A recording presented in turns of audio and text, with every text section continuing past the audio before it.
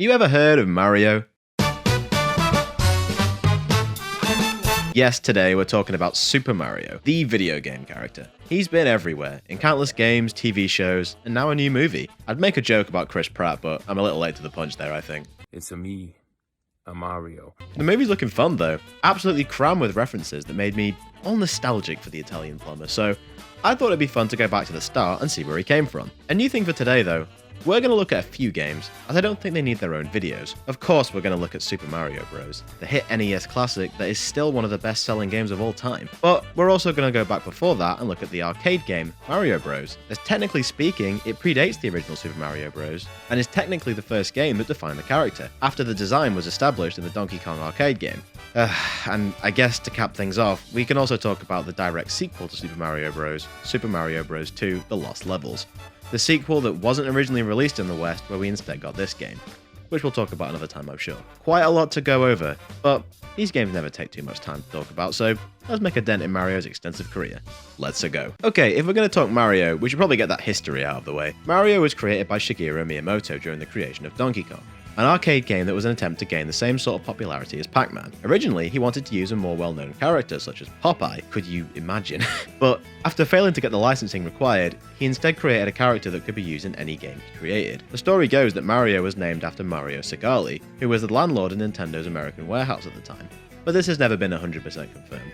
Donkey Kong was released in 1981, and this was the first game to ever feature Mario, known as Jumpman. Here, look at his original design. Thanks to Mario Odyssey, we can now say this is definitively Mario, as the girl he's trying to save from Donkey Kong is Pauline, who since Mario Odyssey has become a mainstay character in the Mario franchise. To very briefly go into this game, as I'm sure I'll come back to it when looking at the Donkey Kong games in more depth, it's an arcade game where you play as Mario, trying to save Pauline by avoiding all the shit Donkey Kong chucks at you. Again, we'll go into this properly another time, but it was a very simple game, and you got to control Mario for the first time, jumping and dying after falling even a tiny little bit.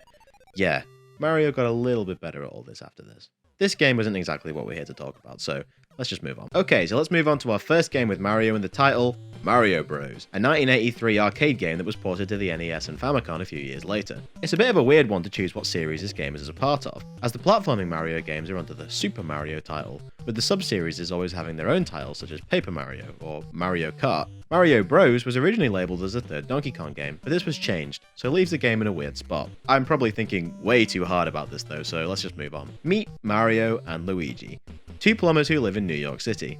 Saying that, this is one of the few times we actually see them doing any plumbing, but whatever. They hear that strange creatures have been sighted down in the sewers below, and head down to exterminate the threat. That's all you're getting for this one, and yet it somehow manages to be one of the most unique Mario stories outside the RPGs.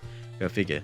It's an arcade game, so the gameplay follows the mentality of being simple to understand, but hard to master, so that they can get as much of your spare change as possible, or your parents, I guess. You can play either single player or co-op, player 1 taking control of Mario, and player 2 getting to play as Luigi. There's no difference between the two, both can move and jump. That's it. The aim of the game is to wipe out every enemy on screen. Genocide, basically, and we love a bit of that.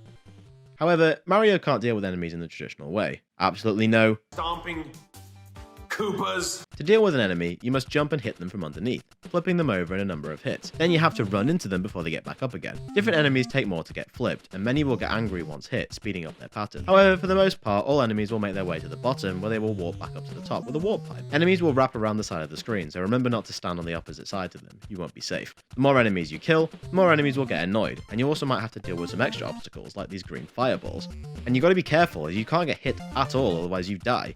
You auto respawn at the top when you do die, so no progress is lost, but you have limited lives and no continues. So if you're wanting to beat the possible 36 stages, Jesus, you better collect these coins and beat those bonus levels to gain some extra lives. I didn't bother because you see everything this game has to offer in the first few stages. It just gets more intense. You don't have much at your disposal other than this power block that can hit every enemy once for some crowd control. But you can't spam this as it can only be used a few times. And on top of that, the controller's a little stiff. This is an old school game, one where you can't influence your jump in midair. You have to make sure you're pressing a direction, or Mario will just jump directly up. I adjusted, but it never felt right, and it makes getting all the coins in the bonus room levels a pain.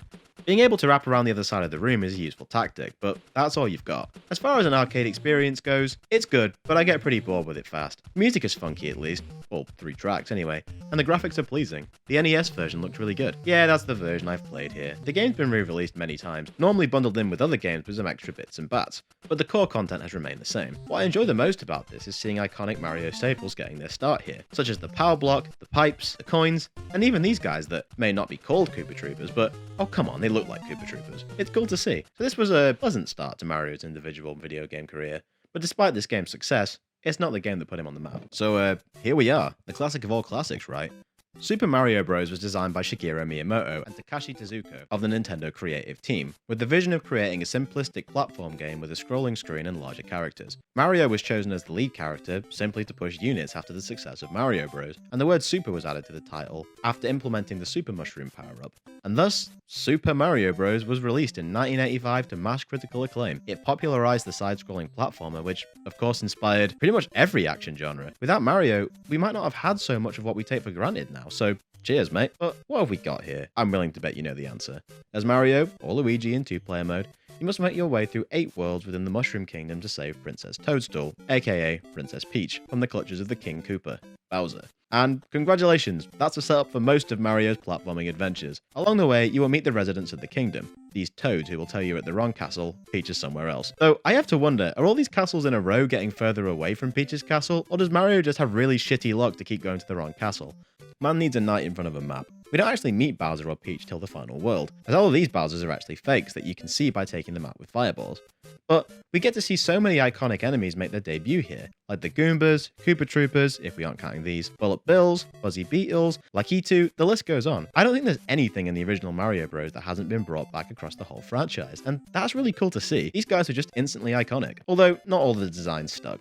Such as Luigi here rocking his colours from his Fire Flower form in future games as his normal look. A little odd, and when he does get a Fire Flower, he just turns into Mario. Identity crisis much. Anyway, the game. Every world has 4 levels apiece. There's 4 different types of stages you're going to be dealing with. The overworld, underground, underwater, and Bowser's Castle stages. The overworld stages have the most variety, having Mario conquer platform challenges of many descriptions. You could be running along grassy plains, jumping on giant mushrooms near weighted platforms, or even running along a bridge avoiding these Cheep Cheeps coming up from down below. The underground stages tend to be pretty samey, but they often have secret blocks that sprout vines to the surface, leading to some hidden areas. Underwater levels are my least favourite, and luckily there aren't many of these. You can swim, and Mario doesn't need air, yet, but you just sort of swim past everything as fast as possible, avoiding Cheep Cheeps and bloopers who move very erratically, something that can be annoying when dealing with invisible currents that push you around. Bowser stages are the most dangerous, having you dodge firebars and navigate through maze-like levels, always ending in a 1v1 with a Bowser clone, where you either have to nuke him with fireballs, or hit the axe behind him to cause the floor to give way, which you can do by either running under him when he jumps, or jumping over him. Bowser will get more erratic the later in the game you are, shooting fireballs and even throwing hammers at you by the end, but it never gets too bad. There's a decent amount of variety in the gameplay, but not enough for me to be able to remember what level is which. Like, I can remember moments, but rarely stage layouts if you get me. The enemies are mostly easy to deal with the exception of course being the Hammer Bros. These guys suck, and are a nightmare to get past, and some enemies like Koopa Troopers will be knocked into their shell, which you can actually kick into other enemies to take them out. Speaking of jumping and control in general, it's okay. Mario can't do much. You can jump, and you can run, running giving you the momentum to make longer and higher jumps. Although, this never really feels reliable, especially on small platforms. The amount of times I tried to make a longer jump, only for Mario to stiffly hop forward, was annoying. But luckily, this game doesn't normally overly punish you when things like this happen. I think they knew the control wasn't perfect, and mostly I feel the level design is built around that.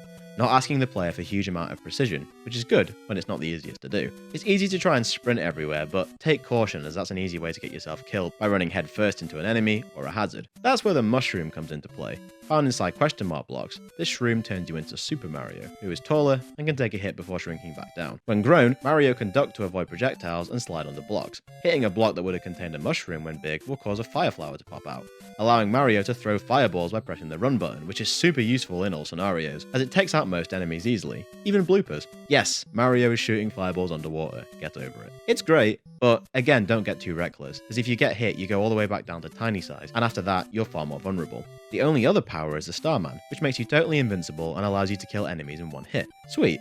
but don't let it run out at the wrong time as you'll take a hit and lose a life. To get more lives, you need to either find 1-up mushrooms hidden around the levels, or collect 100 coins, giving you reason to hit every block and find those blocks with a lot of coins in them. The gameplay loop is fun and super simple to grasp, like anyone could play Mario, as all you have to do is beat the level. The only extras to find are warp zones that are well hidden in some stages and allow you to skip ahead to different worlds, allowing you to beat the game in about 5 minutes if you're fast enough. Even then, Super Mario Bros. Should only take you about an hour to beat on your first try, though I do recommend knowing the level select cheat or learning where warp zones are, as if you do get a game over, it boots you back to the title screen. It's not the hardest classic game, and considering it's on everything, I think it's worth playing if you somehow haven't. The graphics are simple but pleasing to the eyes, and the music is limited, but every song has become iconic.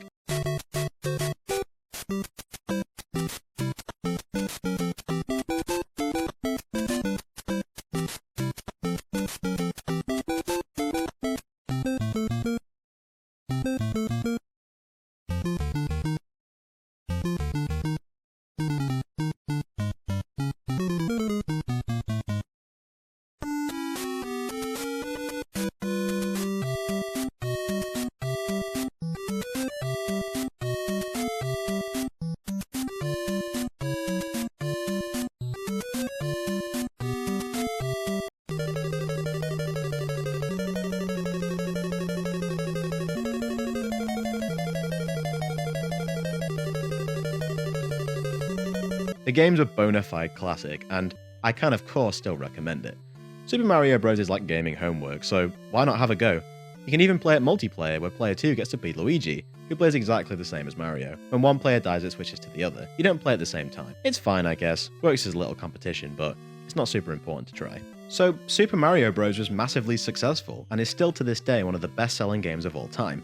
Nintendo essentially just dropped the biggest, your move, to every publisher, and as a result, gaming was changed forever, this triggering the creation of some of gaming's most iconic characters. So you'd think making the sequel would be an exciting but straightforward process. They had a successful format, so all they had to do was do that again, while building on what worked and improving what didn't. Right? Well, evidently, no. In 1986, Nintendo released Super Mario Bros. 2 The Lost Levels, a game that was intentionally designed for those who had mastered the original. However, when getting ready to release it in the West, Nintendo of America took one look at it and went, "Are you fucking kidding me?" I like to think, and rejected the game, scrambling to make their own sequel, which ended up being something else entirely. But that's a story for another time. Meanwhile, in Japan, players had to deal with the lost levels, and Jesus Christ, talk about a difficulty spike. If we're talking very generally, this game essentially starts as hard as the ending of the first game, and builds even from there. But it's not always well designed hard. God no, this game is a pain in the ass. But, okay, let's start with some positives, as it must be said, graphically, the game is a step up. It still uses the same 4 aesthetics, but the new sprites are far more detailed, mushrooms now have eyes, as do the clouds, the blocks even look better. It's small stuff, but it's nice. The music is the same, the gameplay is the same, the powers are the same. But this game lets you play a Luigi game. This isn't multiplayer like the first one. No, Luigi, for the first time ever, has a higher jump and slippery movement. While playing as Luigi in this game is utter hell, it's cool to see the origins of what makes him unique. But fuck me, right, so this game asks a lot of the player. There's just so many levels that trick you into messing up or give you barely any room to make jumps. Remember the issues I had with momentum in the last game? It's 10 times worse here because the level design punishes you for tiny mistakes and often has you try and make big jumps from tiny platforms. It loves having you bounce off enemies, something other Mario games would implement, but here it's so awkward and unreliable and requires such a high level of accuracy, which doesn't work with this game's controls. It also loves invisible blocks, making you think you're fucked when really you can make it just fine, as long as you don't move too far over as the screen won't go back. The enemy placement is pretty mean, and most enemies are far more aggressive, such as these red piranha plants which are way faster, and these hammer brothers that move towards you. Come on, they were bad enough before. It's so easy to get hit in this game due to how punishing it, and getting a fire flower is so hard. It took me to World 4-2 to get my first fire flower, and it's not just because I suck. Sometimes it's literally impossible to reach them. There's no new powers, but they did add a poison mushroom, which hurts you upon contact. Thanks guys. It's like they want to cheap shot you whenever they can. Come on, for fuck's sake. There's new stage obstacles like wind, which will push you to move quickly, but these levels really highlight the issues with momentum. The only new gimmick I liked are these mad springs that send you way high in the sky. It's fun to try and land on the next spring and keep the chain going. That's all I've really got in terms of complimenting the level design, because when it's not absolutely terrible, it's just forgettable. It's not all horrible, but the bad parts are just too frequent. It's also a little buggy. I clipped through objects twice, I'm not sure what happened there, and also here, Why aren't I going forward? I'm pressing the direction. The game even punishes you for exploring. There I am, playing the game, and oh, it's a warp zone. Sweet, I can skip some of this shit. Wait. What? Why does that say 1? It's sending me backwards? Why the hell would I want that? Oh, those assholes. If you feel you must play this, I strongly recommend doing the 1-up trick and getting yourself a nice buffer for the levels ahead, because you're really going to need them. And don't get me started on the post-game shit. When you beat the game, you get transported to World 9, with 1 life, no matter what. You die, you're going right back to the menu, and if you manage to beat World 9 by some miracle, you just loop back around to the beginning of the world. What? I do like how it looks, the dreamy aesthetic is cool, I just wish it wasn't limited to this one world. But then to unlock worlds A to D, you simply just have to beat the game 8 times consecutively and hold the A button down on the title screen. Wait, what? Are you kidding me? Who the hell sat there and went, yeah, that's definitely a great idea. Put that in the game, the people are gonna love it. Come on, man. And you bet your ass I didn't do that, because no. It just isn't a fun game. It's amazing how a game that uses the exact same format as an absolute classic is so bad, and it's just so uninspired. It added very little to the franchise and only serves to be that awkward elephant in the room. I could go into every detail of why this game is utter shit, but honestly, I just don't care. Nowadays, you can play this on the Switch Online where you can rewind the gameplay and save yourself from frustration.